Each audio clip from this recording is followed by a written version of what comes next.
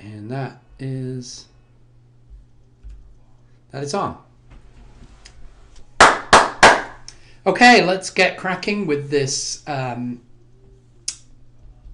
preface for a class discussion and a Q&A on the Clean Air Act and the evolution of the Clean Air Act. And basically what I want to do here is give you a sort of solid conceptual framework for some of the things that happen in the move towards the 1970 Clean Air Act and some of the amendments to it. And so I want to loop a little bit, talk a little bit about a quick history, and refer to our most well-known environmentally focusing event, the Donora tragedy, and also make a reference to some early federal efforts. We'll talk about the Clean Air Act in 1970. That's kind of the big change. That's when we get a much more muscular federal scale environmental policy push. And we'll talk about specifically the architecture of that act and get some approaches to pollution management sort of on the table. There are a series of amendments. We'll briefly talk about 1977, but 1990 is another big amendment year. And then after the 1990 amendments are in, we do see some amendments take place, but really we're in that period of gridlock. And so there we're talking about, for Congress, alternative pathways, policy pathways, or unorthodox lawmaking. But we're also talking about the presidency, stakeholders, the courts, organized interests, and the discretion or lack of discretion of the EPA and states in organizing things. In other words, as I put on the slide here, it's classic environmental policy with all of the usual actors in play. So let's take things in order a little bit. And I snagged this. I don't always have good visuals, but I snagged this from a web lecture from somebody. I'd forgotten about it. But this is a picture from the Pittsburgh Post and Gazette, and it's from Donora, Pennsylvania. And what's interesting about this is a photo at noon, and so you can see all the street lights are on. You can see the sort of smog and smoke that we were seeing there, and we know what happened. We know that I think it was 20 people were killed, thousands were hurt and injured. We know that the mills continued production even when things were getting worse and hospitals were concerned. And we know, and if you want to go back and just take another quick skim at that piece from the Smithsonian that we looked at much earlier, where we were talking about kind of a timeline or historical approach to policy, that's worth a look. I also, from the same source, got this picture from Los Angeles, and in the background you can see the sort of haze and smog that's occluding a large building behind the three women walking down the sidewalk. So I think we've got a pretty good picture of the history of air pollution regulation. And in class last time I did sort of drag your eyes towards what a local jurisdiction had done. And so we did have jurisdictions who were thinking about smoke and smog, but at the federal level, to deal with a lack of state level regulation, border effects, really just health issues, we didn't really get stuff going at the federal level until after Donora. And I want to focus on this rather than take you into individual states, because you can see how the formulation of policy started, and it started with this idea of studying things, trying to think about how we would actually regulate or influence or set standards for or help the states to improve air quality. And that sort of begins in 1955, and we know that from the Denora reading and some other readings actually. In 1963, we actually get something called the Clean Air Act, and that sits in the federal agency called the Department of Health, Education and Welfare. And their job was to study pollution and actually establish some air quality criteria. But not that much happened. And, that's one of the things about the imagination, that once the federal government starts doing something, that things happen really quickly. And we know that's not true. And we know frequently that what actually happens is it takes ages for policy to actually get formulated, get revised, and actually begin to bear fruit. By 1967, we actually were seeing more robust federal efforts, even though they didn't bring the kinds of improvements that people wanted. We get the 1967 Air Quality Act. And I mention this because what happens with the 1967 Act is that it establishes the notion of air quality control regions. And you'll hear me say something about these as AQCRs, air quality control regions. And in this 67 Act, they were sort of lines drawn around big metropolitan areas where air pollution was clearly a problem.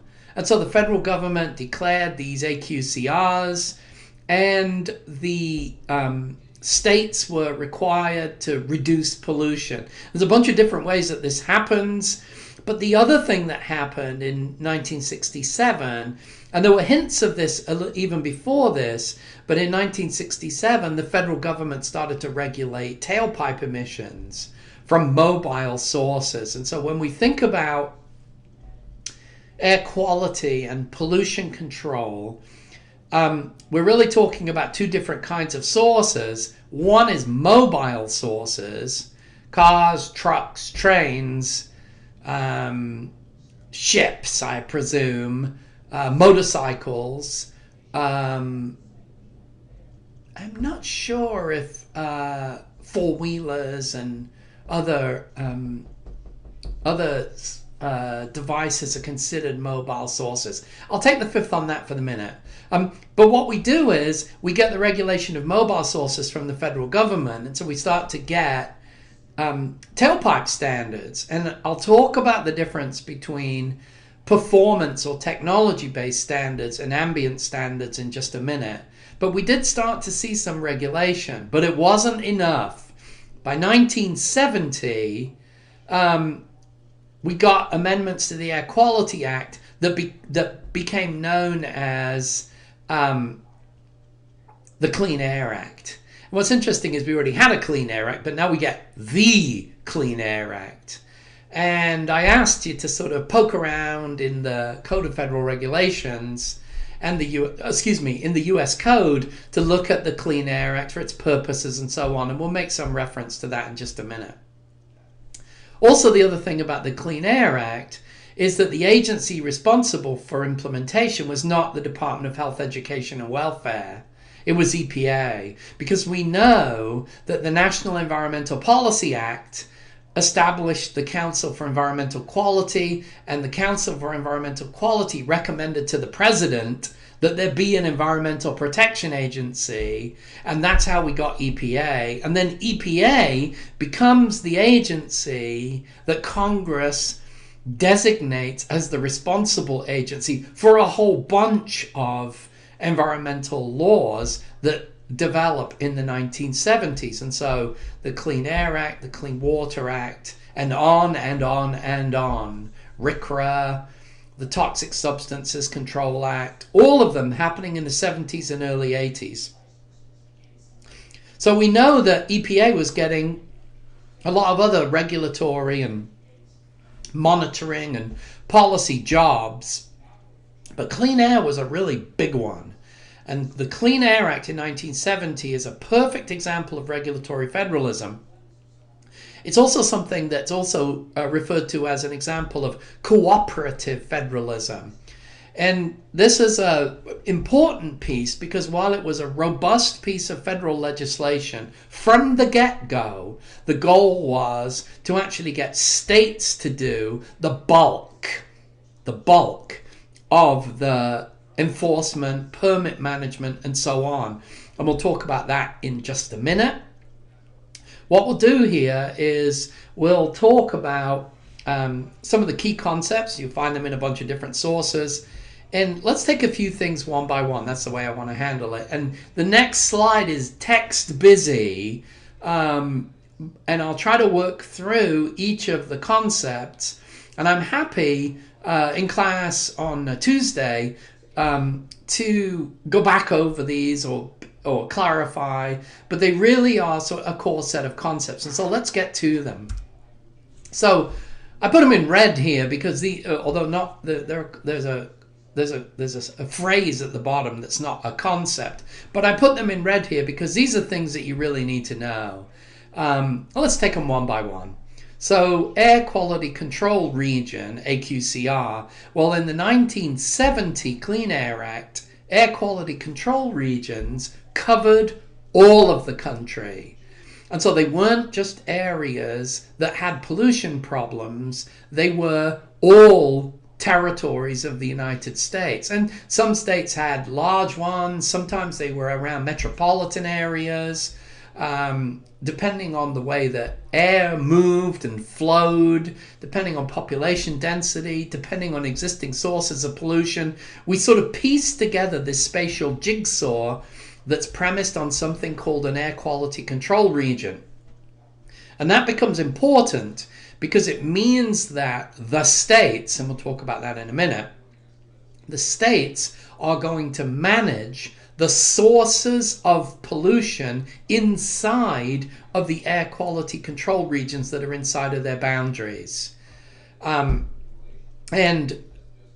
I'll say a little bit more about that in just a second, but let's talk about the way in which the Clean Air Act approached reducing pollution. Because really the goal was, and there's some great legislative history, and it's a senator from Maine, Ed Muskie, who really was a policy entrepreneur and really pushed the Clean Air Act as a national priority.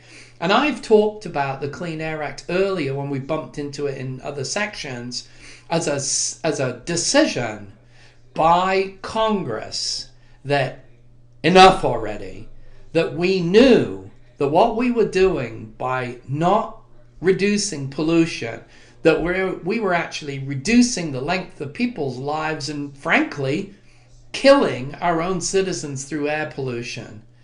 And that's what drives it. Now, how does it get built in architectural terms? In other words, how are we going to reduce pollution? What are we going to do? Well, there are a couple of ways. There are a couple of ways in which this actually plays out. And there are two ways in which standards are actually set. There are two approaches to standards. There are a number of ways in which they actually get set, but there are two approaches to standards. And one of them is to think about air quality standards that would apply in what's called the ambient air. And so the ambient air is the air around you. And the argument would be that to reduce the health impacts and environmental impacts of air pollution for some pollutants, we needed to set a set of standards that applied everywhere. That applied everywhere. And those are called ambient standards. They're also more generically called air quality standards in an ambient sense. And so they apply everywhere. They apply everywhere. And the fact that their goal is to reduce harm means that the whole Clean Air Act framework is one that is called a harm-based approach. to pollution. And without sounding silly, a harm-based approach means that you got to have policy that reduces harm, that reduces the threat of pollution. Now, how do we do that? Well, the way that we did it was we needed to set some harm-based ambient standards. And what happened was the Clean Air Act required EPA to set standards for a series of particular pollutants. And I'll tell you about them, and you probably read about them already, but we'll go through them just so we get a sense of how A, this works operationally, and B, this works practically in terms of how the standards are set. Those standards are called the National Ambient Air Quality Standards. And with an acronym, they're the NAAQS. They're the National Ambient Air Quality Standards. And what happens with these standards is that they are set for a series of pollutants. And what the Clean Air Act said, there would be a primary standard for each of a series of pollutants, and there would be a secondary standard. And the primary standard would be the acute health-based standard, and the secondary standard would be a slightly lower and more general standard. And you can see in the Clean Air Act itself and in the sources that you've read that these standards are described in the law but actually set by EPA. And so given that they're standards set by EPA, they're going to appear in the Code of Federal Regulations, and they're going to be set by rule, right? So the Clean Air Act tells EPA to set standards, EPA has to set them, and EPA has to revise the standards every 5 years. So what are they setting standards for? Well, they're setting standards for what are called criteria pollutants. And criteria pollutants were the set of pollutants that aren't acutely toxic, but that they're undesirable pollutants that have an impact on human health, the environment, later on, buildings, forests. And these were called criteria pollutants because they were pollutants for which criteria for reduction had to be set. And I'm going to give you the list of criteria pollutants, and you can see this list in a number of different places. You can see this list in a number of different places in the readings and sources that you've been checking on. But I wanted to make sure that we got a sense of the actual list. And so the criteria pollutants are carbon monoxide, ozone, nitrogen oxides, particulates, and sulfur oxides, mostly sulfur dioxide. And so when the Clean Air Act was first passed, there were 5 pollutants, and they've messed with 5 criteria pollutants, and they've messed with those later in terms of amendments by looking at things like the precursors for ozone and for smog formation as part of the way in which they would regulate criteria pollutants. And what's interesting about the criteria pollutants themselves is that it didn't take long before environmental groups sued EPA, and I'm looking for the specific case in my notes here. It'll just take me a second to get the specific case. It didn't take environmental groups long before they sued EPA, and they wanted lead added to the list of criteria pollutants. And the organization, an organization that we're quite familiar with, was which was the NRDC. They sued EPA. Specifically, the the administrator of the EPA's name was Russell Train.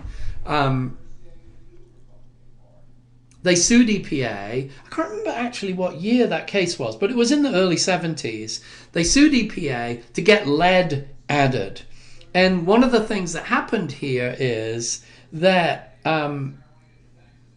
that EPA made an argument that since lead was being handled under the regulation of mobile sources, which I'll talk about in just a second, that it didn't rise to the level of a criteria pollutant. But it's the harm-based, health-based push of the Clean Air Act that led the court to say, yeah, you should do it. The law is broad enough to force you to put this on the list. And so we have lead as a criteria pollutant. And that means we have to have a national ambient air quality standard for lead. So, criteria pollutants. Criteria pollutants. Let's move to attainment versus non-attainment. And then we'll work our way back around to some of the other things. Because some of these concepts on this slide are they all relate to each other, but they're quite separate. So let's go to attainment versus non-attainment.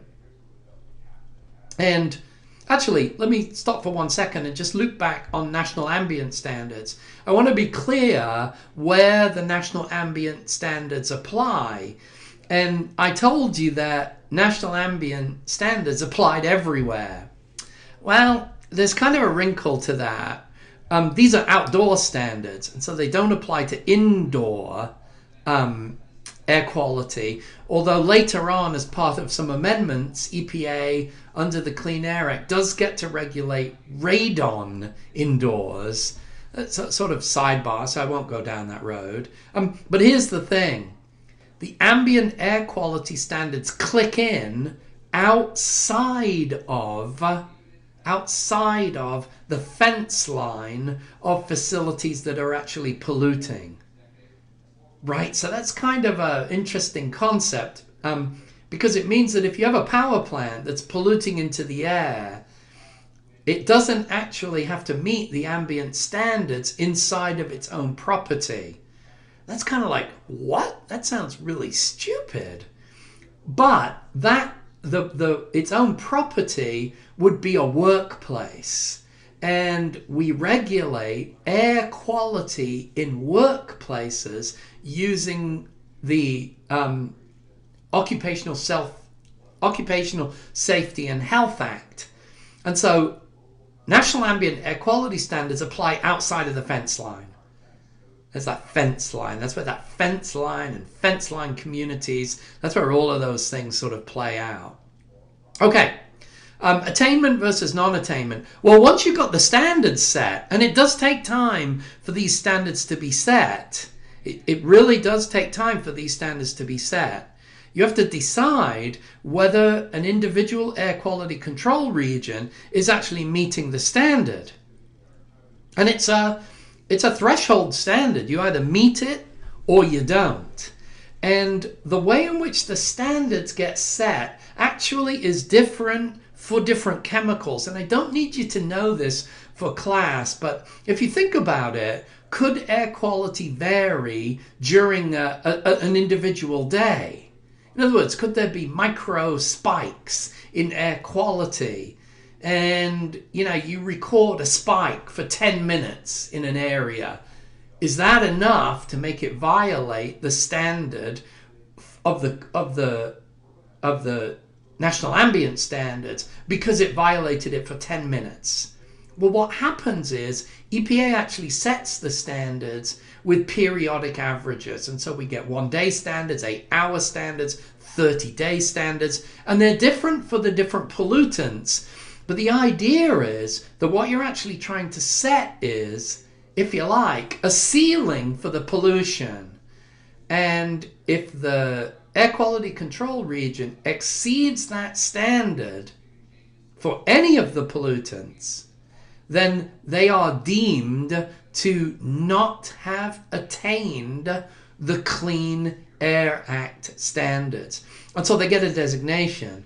They're either attaining the standards or not attaining the standards. And so we get the concept of attainment versus non-attainment, and that is attached to air quality control regions. And so states may have 3 AQCRs that are attainment areas, and it may have 1 that's a non-attainment area. And here's the thing. The difference between those 2 things is quite important, because if an area is if an air quality control region is a non-attainment area, then the state has to do something to get it back into attainment. Right? And that's the way the Clean Air Act works in terms of criteria pollutants. If you're not meeting the standard, you gotta do something about it. We'll talk about how you do something about it in just a minute. We'll roll down this slide. Before we do that though, before we talk about the way in which states achieve attainment, we also have to talk about the fact that there is a difference between mobile and stationary sources. And I just want to be quite clear that the federal government regulates mobile sources. The federal government regulates mobile sources, and that predates the Clean Air Act of 1970. But the Clean Air Act of 1970 carried on that system, that it would be the federal government that regulated mobile sources, and that they would regulate mobile sources to reduce pollution. And so what has happened over time, and you probably know this, is that by regulating what actually comes out of the tailpipe of cars and trucks and trains, the federal government has reduced pollution. And there are a whole bunch of different ways that that's happened, and we don't need to talk about all of them here. But you have to remember that it's the federal government that regulates mobile sources. And with the exception of California, which has a particular set of standards that predated the 1970 Clean Air Act and were carved out to give California the right, because of its particular air pollution problems, to have tighter standards for motor vehicles. All of the other states are sort of caught by federal standards. And there have been efforts by some states to mirror the California standards. And there's some litigation and some discussion of that over the years. Most important for you to remember is that mobile sources, federal regulation, with the exception of California. So who regulates the stationary sources? Well, it gets complicated, because most stationary sources for criteria pollutants are actually regulated by the states, but they're regulated by the states to meet the National Ambient Air Quality Standards. That's going to sound kind of confusing, and we'll get to that in just a second. Now, when you regulate mobile sources and you regulate what actually comes out of the tailpipe of the vehicle, you're actually regulating you're not actually setting an ambient standard. You're actually setting a standard for the performance of that particular device. And so those are called performance standards as opposed to ambient standards. And so performance standards apply to polluters and devices and the pollution itself. And those are sometimes called technology-based standards, and it's called a technology-based approach to pollution management and control, as opposed to an ambient or quality approach to pollution control. And the reason I mention that, and the reason I use that idea of a quality-based approach, is that we get the same distinction. When we talk about the Clean Water Act, but the architecture of the Clean Water Act is handled in a completely different way. But those two approaches are there. Mobile versus stationary sources. Mobile sources, federal, with the exception of California. Stationary sources, in terms of criteria pollutants, the states. But, there are exceptions to that, and the federal government does regulate some stationary source performance, even in the 1970 Act, particularly for new sources. And so when a new power plant, a new refining plant, a new oil refinery, a new factory, a new boiler system, when those came online as new sources, what EPA did was it developed a series of performance standards that were technology based for those new sources. And here was the idea. This is the idea. The idea is that if you put stringent technology-based sources on new sources, then over time, the old sources, just like old power plants, old factories, they would just age out. They would just age out. And so you, in the 1970 Clean Air Act, there wasn't an aggressive enforcement of standards on existing stationary sources. Because what EPA and what Congress thought was that if you just give it time, the old ones will go away, the new ones will have these technology-based standards, and air pollution would actually decrease. And as you'll hear in a couple minutes, I'm not sure if I wrote this on a slide or not, as you'll hear in a couple minutes, it didn't quite work out that way. And if a law is not doing its job, particularly in the 1970s, then we're going to amend it. And we get the 1977 Clean Air Act amendments, which make some changes. Okay, so what have we got? We got mobile versus stationary. We've got new source performance standards. And now we get to state implementation plans, or what are called SIPs. SIPs. We also get federal implementation plans, which are called FIPs. And I didn't put these on the slide, but I do want to be clear here that there are also tribal areas that under the Clean Air Act, if a tribal area met certain, how do I want to put this? Certain capacities. In other words, if they had an appropriate agency to put in place an implementation plan, they could, under the same conditions as the states, put in place what's called a tribal implementation plan. And so without being too cheeky, we got SIPs, FIPs, and TIPs. SIPs are the most important, state implementation plans. And so here's the deal. Here's the deal. Here's the deal. So to implement the Clean Air Act, individual states had to put in place implementation plans that achieved a couple purposes. One, if individual air quality control regions were in non-attainment, the states had to put in place a plan as to how those areas would get into the attainment category.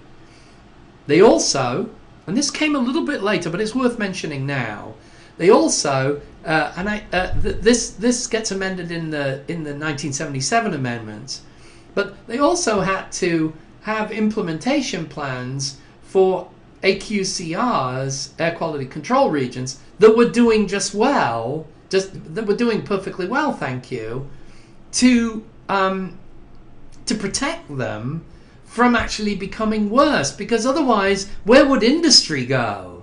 Well, if you were in a non-attainment area and there were strict standards and permitting standards, you'd just go to an attainment area and then screw that up. Not to say corporations deliberately screw things up, but you understand the geography of that would play out in a contradictory way from the purposes of the original act. So let's talk about what a SIP might involve. Well, a SIP, a state implementation plan, would involve a system of monitoring, modeling, and permitting, a system of modeling, monitoring, and permitting that would get non-attainment areas into attainment. Now, this is where it gets kind of complicated, because remember there were criteria pollutants. So an individual air quality control region would either be an attainment area or a non-attainment area for every single one of those pollutants. And so it becomes like a three-dimensional matrix. Lead, attainment, non-attainment for every single AQCR in your state. Carbon monoxide, attainment, non-attainment for every single AQCR. And so states could have an air quality control region that was in attainment, that was doing fine for 4 of the criteria pollutants, and was in non-attainment for 2. And so they would have to figure out what to do about that. And typically what happens in states is they develop state pollution control, state air pollution standards and permitting systems that really try not to make things complicated for industry, but that allow the state to actually meet its requirements under the Clean Air Act and under the National Ambient Air Quality Standards. So, state implementation plans. Now, how is this an example of regulatory federalism, or cooperative federalism, if you like? How's it an example? Well, here's the thing. The state implementation plans have to be reviewed by the federal government, and they have to be approved by the federal government. And if a state implementation plan isn't strong enough, isn't going to get pollution reduced, isn't considering the types of sources that EPA thinks it does, it might be that EPA thinks that the plan uses a technology to export pollution to another state. If that's the case, the federal government might not approve the SIP. They might not approve the SIP. And so in that case, it triggers, and this happens over time, and it happens in very contradictory ways. And you can imagine how some states with non-attainment for multiple criteria pollutants in multiple AQCRs really wouldn't like this. But some states tried, A, to resist the idea of having a SIP. They went to court about it. Secondly, they tried to delay implementing their SIPs. And so the sort of bleeding edge of federalism happened at the SIPs. And in some cases, the tribal implementation plans. Here's the key. If you didn't have a valid state implementation plan, 2 things would happen. 1, the federal government under the Clean Air Act could withhold highway funds. They could withhold highway funds. And that is something that states really don't like. And so that's a very serious stick. The second thing that could happen is that if you can't do it for yourself, then the federal government would do it for you. And so the federal government would put in place a federal implementation plan. And remember, the tribal implementation plans, if a tribal area had the ability to develop a plan, it was just the capability. It was just treated like any other state. It got its plan reviewed, it got approved. On the other hand, if they didn't have the capability, then the federal government would put in place an implementation plan for a tribal area. So for tribal areas, they might have a TIP that it probably had a FIP. For states, they want to have SIPs, but they might get, and here's where it becomes a verb, they might get FIP'd. They might get FIP'd. Now here's the thing. This red word slide has been on the screen for a long time. This red word slide's been on the screen for a long time, and I'm looking at my notes a little bit here. But the state implementation plans then had to have a plan for each criteria pollutant. And as I said, that there was some flexibility for the states in this because it's federalism. And so the particular way in which they handled it, the way they set the standards, the way they did permitting, the way they did monitoring, the way they did inspections, they had some latitude. But since the plan was going to be reviewed by the feds, that latitude was really with the under the gaze of the EPA and the regions. And so there was a lot of tension about this, and some states delayed, and they delayed again.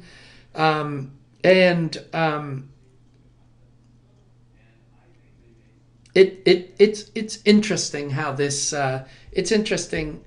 plays out. Also, I need to mention the national emission standards for hazardous air pollutants. And I just want to be clear about this.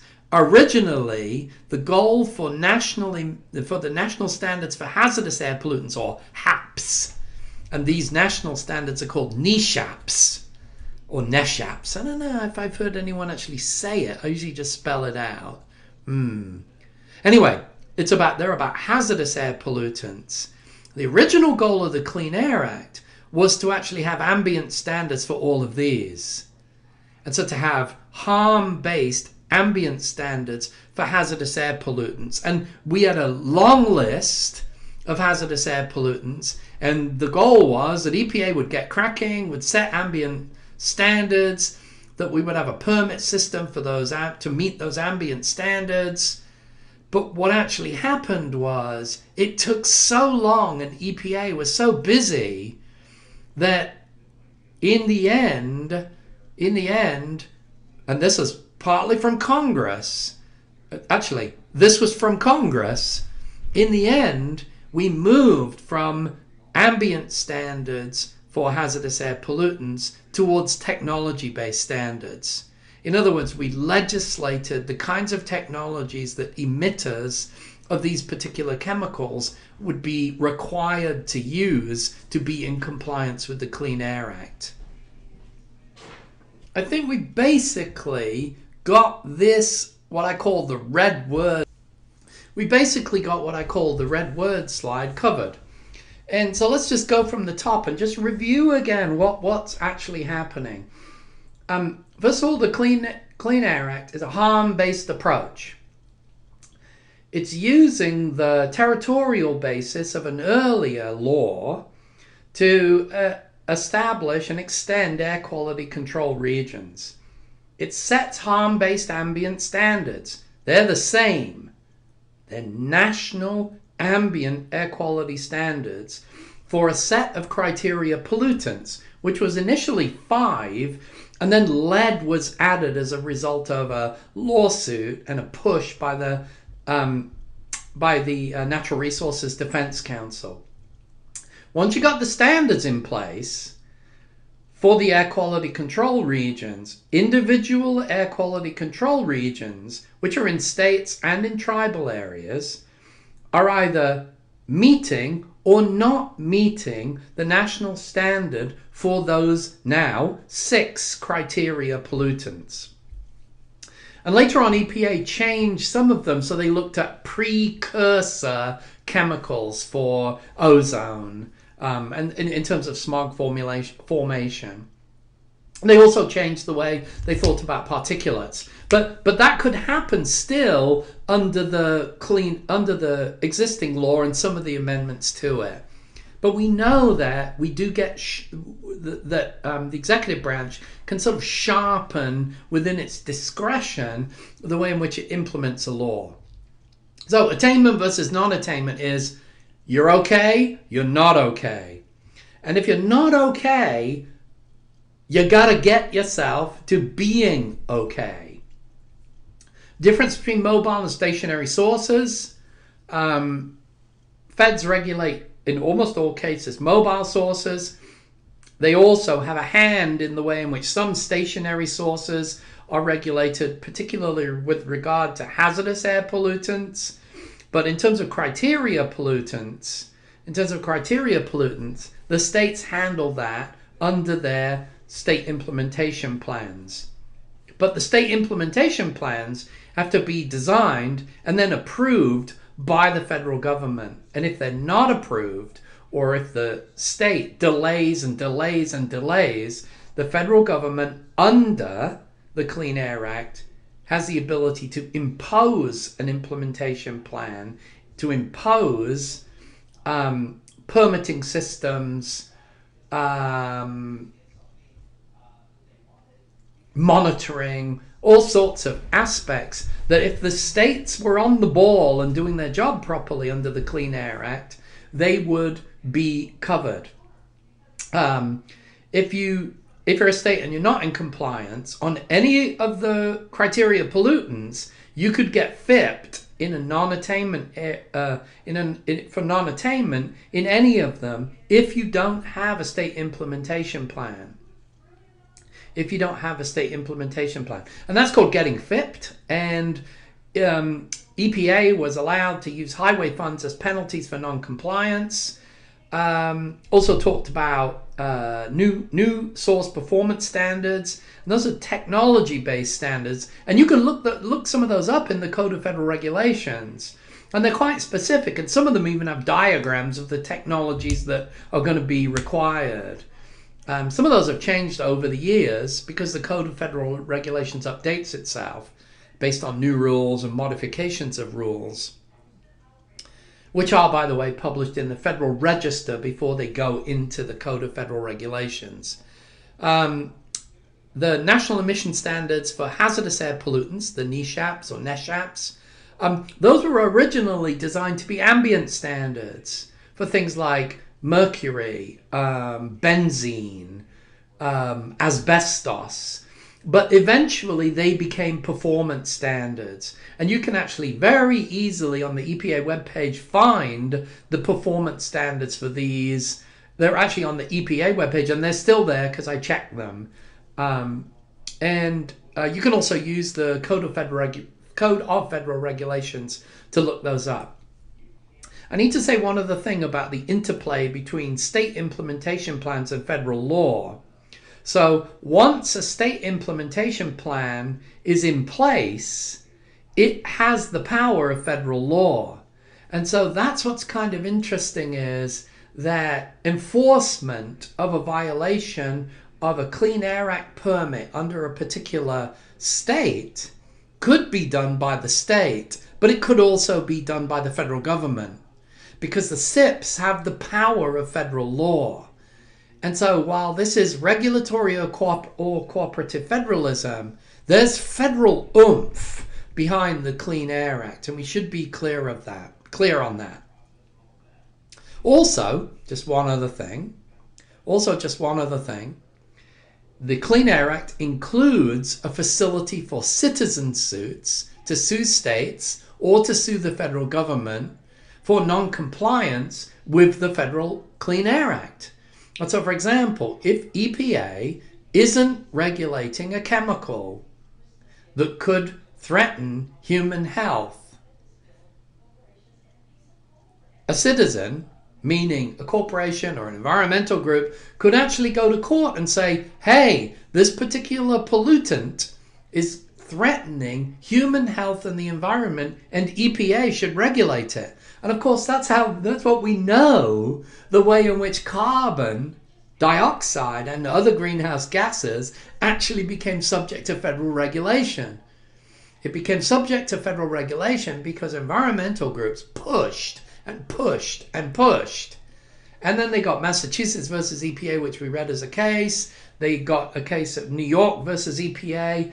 And we know that those cases happened, but we know that EPA didn't actually get around to regulating CO2 from stationary sources until we got the Clean Power Plan. And of course, those rules got passed and finalized, and we're now, right now, living the experience of EPA trying to alter those rules, and that rule, the Clean Power Plan, that set of rules was passed to Congress properly, and so it wasn't repealable under the Congressional Review Act. It actually has had to be modified under the rules-based procedures. And I'm getting in the weeds here, but I'll get back to this. I'll get back to the PowerPoint in just a second. But some of you may have noticed that on Tuesday of this past week, EPA held its only hearing, although it says it may hold more, on its repeal and revision of the Clean Power Plan.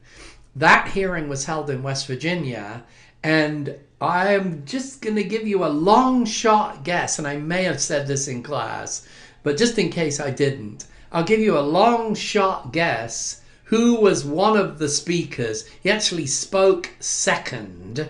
I think the governor of West Virginia spoke first to say, repeal the Clean Power Plan. It's a war on coal. But I'll give you 3 guesses who was the second speaker, and I'll give you a clue. It was somebody that you've already heard of, and those of you from the who completed the optional on the front line on EPA will know exactly who I mean. He spoke second. There were, I can't remember how many other speakers, but they were running the public hearing in 3 separate rooms for 2 full days. And I heard Gina McCarthy speak over the yesterday. And Gina McCarthy said that the comments were running 80% in favor of the Clean Power Plan, 81%, and 19% opposed. But just because the comments are against repeal of those rules doesn't mean that EPA can't do it. EPA had one hearing on these rules. For the Clean Power Plan, the Obama administration EPA had 4 hearings and kept comments open for 2.5 years. Comments on this repeal, I think they're open until January 18th. But you can comment if you want to. I can't remember how you comment. Through the Federal Register, you can figure it out. Maybe we'll talk about it in class. And I think that's good on this. Citizen suits I've mentioned. SIPs having the power of federal law. I think we've got it covered. Oh, perhaps there's just one other thing I'll mention, and it's something about permits. If under a SIP, a polluter gets a permit, if under a SIP, under an approved state implementation plan, a polluter gets an emissions permit, then that permit, they're required to meet the terms of that permit. And if they don't, they can be fined. There could be a state-level EPA enforcement with a fine administratively. There could also be action by the federal government through the Justice Department or through EPA in federal court. And there are significant fines. And that's how we get enforcement actions of permits that may have been issued by the state, but they are enforceable both by the states and by the federal government. And if the federal government isn't enforcing the law, if there are violations of permits, citizens can sue the EPA to get them to enforce the law. And it's kind of odd, but you might remember something called a sue and settle strategy. And if you don't remember that, just flip back in your notes, go on the week in review and do a Control F and find it. Look at the midterm exam. Because these things all link together. All right. I think I've got this covered. Let's go to 77. 1977, Congress, there's a period of time between 70 and 77 where standards are being set, SIPs are being done. Some places are getting FIP'd. There are lawsuits about the Clean Air Act from corporations and interest groups and by environmental groups. And what happens in 1977 is Congress goes back to it. And there's actually, even though there's a bunch of back and forth about this, there is some bipartisanship. But there's also there are regional impacts of anything that happens. And so what happens is, because a whole bunch of those existing stationary sources haven't in fact aged out, they're still there.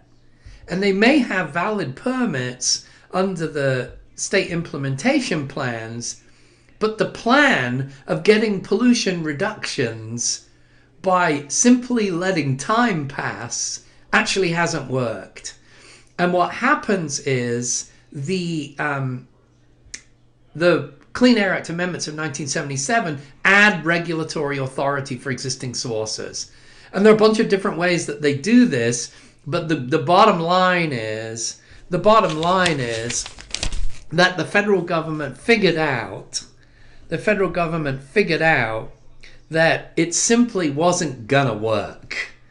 And we don't need to know all of the details of this. This comes up in at least one of the readings. We don't need to know everything. We don't need to know everything about about the changes that happened. But we do need to know that it's a good example. We do need to know that it's a good example of the way in which Congress corrects itself. And there are a bunch of things that happen. A couple of things that to sort of get you to have a bead on this is that Congress is giving EPA power to it's both to speed up what's happening, but it's also to avoid gaming. And so, for example, if you were a plant in a non-attainment area and it looked like you were going to get a permit that was really going to crimp your emissions, and if you could move to another location or close your plant and move to another place, it might actually be economically favorable for you to do that. But then it means that somewhere else is getting polluted. And so what happened in the 77 amendments, the 77 amendments tried to prevent clean areas, places that were in attainment, from actually becoming non-attainment areas. And so they put in some new conditions, one of which was called the prevention of significant deterioration. One of which was called the prevention of significant deterioration regulations. And those were aimed at places that were already in attainment. In other words, you didn't want places that were doing well to get worse. And also what happened is that the 77 amendments put special protections in air quality control regions that contain national parks, wilderness areas, national monuments, and other so-called valuable areas. And it let states actually do this too. Because what was happening was people would go to a national park and it would be near 3 or 4 or 5 coal-fired power plants, and if you went on the wrong day, you'd actually go to a national park and get sick if you had asthma. The visibility would be bad, you'd get haze. And so Congress really didn't want to have this. And so what also happened was, in places that were not in attainment, because lots of places in lots of states by 1977 were just non-attainment. In other words, the Clean Air Act wasn't actually working. Things weren't actually getting better very quickly. And so what happened is in non-attainment areas, we got something called new source review. And this was very controversial. And it was about, if you had an industrial area and you were going to add a new factory, then that factory had to undergo a particular kind of review before it would get its permit. And this new source review pushed the technology-based standards to achieve better ambient standard compliance. And it really does push the way in which air pollution regulation happens. And remember now that the 1977 amendments also started to add regulatory authority for existing sources. And so if you were a power plant and you were changing your boiler, well, you're an existing source, but is that a new source of pollution, or are you just doing routine maintenance, repairs, and replacements? And so there were all sorts of things. Well, if it was a repair or replacement of a boiler and it was going to make things better, well, we shouldn't force that polluter to go through new source review. And so what happens is you get a bunch of toing and froing on what actually occurs or doesn't occur.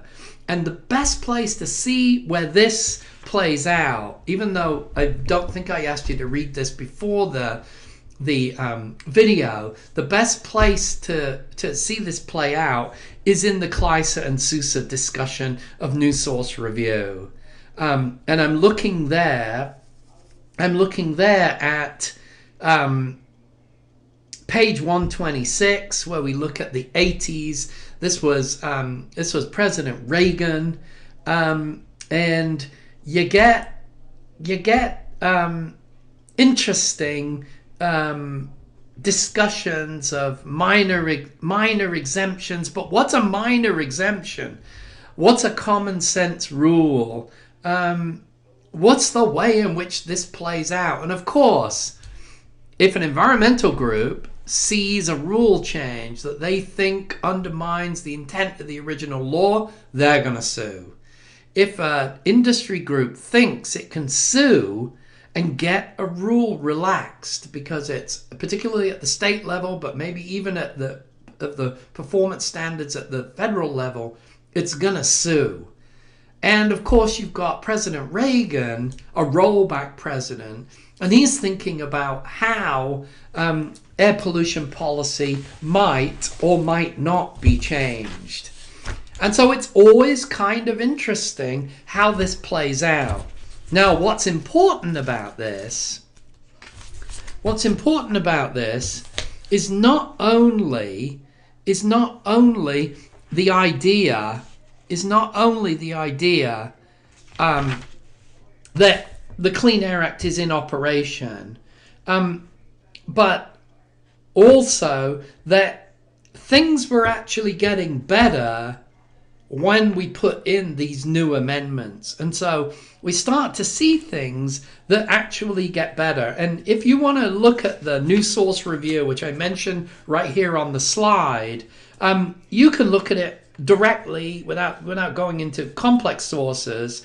You can look at it on page 125 of Kleiser and Sousa, and you can see that the emissions, if you're going to trigger new source review, the emissions are really if you have an increase in emissions and it triggers new source review, it's absolutely dreadful if you're a polluter, because what it almost always means is that you're going to have to add additional pollution control equipment. And these are the issues. And it's regional because even though the SIPs are supposed to prevent interstate transit of pollution, if you're meeting your permit for under an approved state implementation plan, then that's the deal. It's a permit is, and I may have said this in class already, but a permit from EPA or from a state is a sword, in a sense that it makes a polluter comply with a permit. And by the way, these permits required individual industries and polluters to do their own monitoring, and part of the price of you had to buy a permit was that the cost of permits that states were allowed to charge for permits in a way that covered the cost of running the permitting system. So we got a bunch of things going on here, and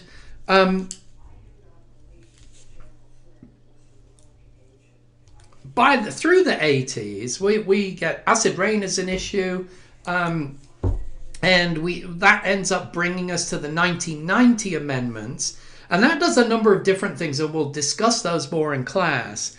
But pay attention to the way in which Kleiser and Sousa talk about the legal battles. And you don't need every single tiny little detail, but notice how